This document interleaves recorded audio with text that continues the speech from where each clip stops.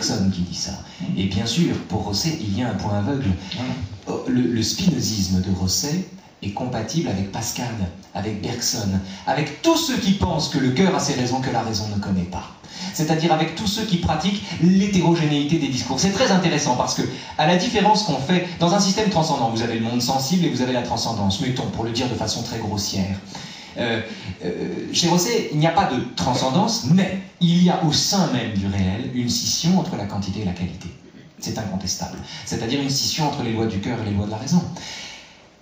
C'est une scission poreuse. On peut passer au cœur en cheminant par la raison, on peut en venir à la raison en partant du cœur. Il y a des vases communicants, si vous voulez, entre ces deux registres. Mais il y a clairement, dans l'immanence rossettienne, deux registres. Le registre du cœur, le registre de la raison. Le registre de ce qui s'explique et le registre de ce qui se comprend. Le registre de ce qui nous étonne et le registre de ce dont nous avons l'habitude. Au fond, c'est la même chose, regardez de deux manières. Mais vous avez tout à fait raison de penser qu'il y a chez Rosset un goût du singulier. Un goût du singulier, c'est-à-dire un goût de l'indicible, un goût de l'ineffable, un goût du je ne sais quoi, qui en apparence est contradictoire avec le sentiment que le monde n'est pas mystérieux. Mais en réalité n'est pas contradictoire. Il faut en revenir à l'intuition de Spinoza. Encore une fois, pour Spinoza, le monde selon Spinoza est un monde sans mystère. C'est un monde où tout est explicable. Ce qui existe a une cause. Donc c'est explicable. La seule énigme qui demeure, j'ai parlé de mystère tout à l'heure, j'ai eu tort. La seule énigme qui demeure, c'est l'existence elle-même. Il n'y a plus de pourquoi.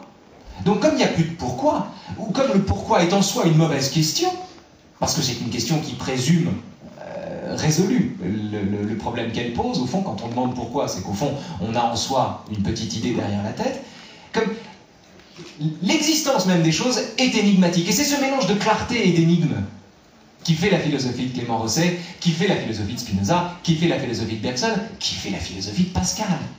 C'est aussi la raison pour laquelle, par exemple, Rosset aime tant les philosophes qui ne démontrent pas l'existence de Dieu. Pourquoi ? Parce que Pascal, par exemple, Pascal écrit une apologie de la religion chrétienne dans laquelle il ne démontre pas l'existence de Dieu. Pourquoi ? Parce que si vous démontrez l'existence de Dieu, vous le faites tomber du ciel. Vous empêchez les gens de croire. Vous en faites un phénomène certain. Vous exténuez la possibilité de croire en lui, si vous démontrez son existence. Ce qui se démontre, dit Nietzsche, ne vaut pas grand-chose. Ce qui a besoin d'être démontré ne vaut pas grand-chose. Il y a plus intéressant que ça au sein du réel. Il y a l'expérience que nous en faisons, qui est une expérience proprement artistique. Rosset, par exemple, Rosset n'est pas du tout kantien, mais Rosset aime beaucoup la troisième critique. Parce que la troisième critique, la critique de la faculté de juger, repose, pour le dire très très vite, sur le sentiment que la beauté ne peut pas faire l'objet d'une explication. D'ailleurs, Kant parle de Newton. Il dit Newton pourrait dire comment il a découvert les lois qu'il a mises au jour. Homère ne peut pas raconter comment il a écrit l'Iliade. Il y a bien une différence de nature entre les deux. Rosset souscrit pleinement à ça. Et c'est pas incompatible avec l'immanence, mais c'est une immanence qui ménage la possibilité tout simplement du merveilleux, de l'émerveillement. Bertrand Vergely en parlerait mieux que moi. Qui ménage la possibilité de l'émerveillement. Voilà, c'est une immanence, non seulement qui la ménage, mais qui en fait en est la condition. Il n'y aurait pas d'émerveillement s'il y avait une instance tutélaire transcendante chargée, encore plus mystérieuse que tous les mystères, et en charge de dissiper les mystères. Il n'y aurait pas de merveilleux à ce moment-là. La condition même du merveilleux, c'est justement l'énigme. L'énigme du monde qui ne trouve nulle part ailleurs qu'en lui-même de réponse aux questions qu'il nous invite à nous poser à son égard. Juste encore un tout petit point sur cette histoire de transcendance. C'est très intéressant. Rosset est matérialiste, puisque la matière est à peu près à ses yeux l'autre nom de ce qui existe. Et il y a un passage que je trouve formidable sur le matérialisme dans lequel il explique que quand on est matérialiste, on ne peut pas adhérer à la transcendance. Or, il s'émerveille du fait que les matérialistes puissent être révolutionnaires. Il ne comprend pas. Pour lui, c'est une contradiction frontale. Comment être matérialiste et révolutionnaire? Comment être matérialiste, c'est-à-dire enseigner les choses comme elles sont, et être révolutionnaire, c'est-à-dire désirer qu'elles soient autres qu'elles ne sont.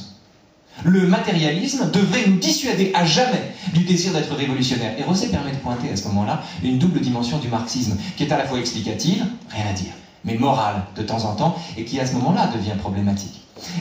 Il dit ceci, il dit « Le matérialisme ignore la nature transcendante de la pensée. Il livre l'homme au désarroi de la mort. » il dit, le matérialisme accule ses adeptes à admettre la simplicité du monde. Et pourtant, bizarrement, les matérialistes se disent parfois révolutionnaires, ce qui le laisse complètement perplexe. Je n'ai jamais lu d'objection plus puissante au désir de transcendance chez ceux qui pourtant parlent de matière et refusent d'en sortir.